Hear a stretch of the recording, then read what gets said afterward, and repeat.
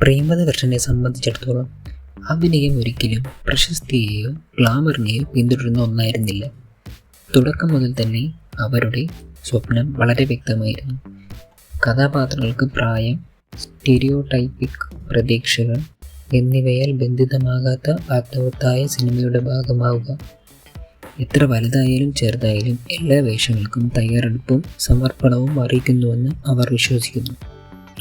ആ മാനസികാവസ്ഥയാണ് അവരുടെ സൃഷ്ടികളുടെ മൂലക്കല്ലായി മാറിയിരിക്കുന്നത്. അത് അവർ സ്ക്രീനിൽ ജീവൻ നൽകുന്ന കഥാപാത്രങ്ങളിൽ വ്യക്തമായി പ്രതിഫലിക്കുന്നു. തൊട്ടപ്പൻ എന്ന ചിത്രത്തിലൂടെയാണ് അവരുടെ യാത്ര ആരംഭിച്ചത്. കഴിഞ്ഞ 6 വർഷത്തിനിടെ റോഷാക്ക്, ഒരു കാട്ടിൽ ഒരു മുറി, സംശയം തുടങ്ങിയ ചിത്രങ്ങളിലെ വേഷങ്ങളിലൂടെ അവർ സ്വന്തം മുദ്ര പതിപ്പിച്ചു. ടൊവിനോ തോമസിനെ നായകനാക്കി നരിവേട്ട എന്ന തൻ്റെ പുതിയ ചിത്രത്തിൽ മിന്നൽവള എന്ന ഗാനത്തിൽ വൈറലായി പ്രിയംവദ വീണ്ടും ജനഹൃദയങ്ങൾ കീഴടക്കി. ചിത്രത്തിലൂടെ അവരുടെ പ്രകടനവും പ്രശംസ അറിയിക്കുന്നതായിരുന്നു.